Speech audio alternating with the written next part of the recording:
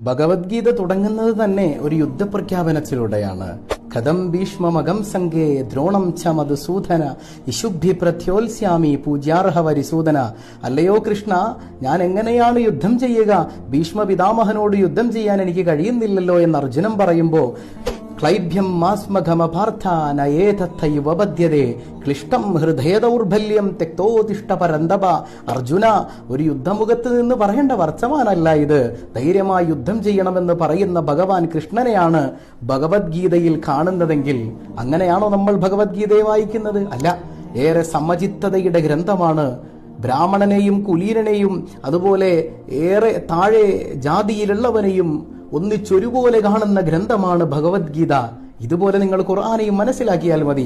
അക്ഷരക്കൂട്ടങ്ങൾ കൊണ്ട് മനസ്സിലാക്കാതെ വിശുദ്ധ ഖുർആനിന്റെ ആഴങ്ങളിലേക്ക് ഇറങ്ങിച്ചെന്നാൽ ഒരു തീവ്രതയും ഒരു ഭീകരതയും അതിൽ നിങ്ങൾക്ക് കാണാൻ കഴിയില്ല.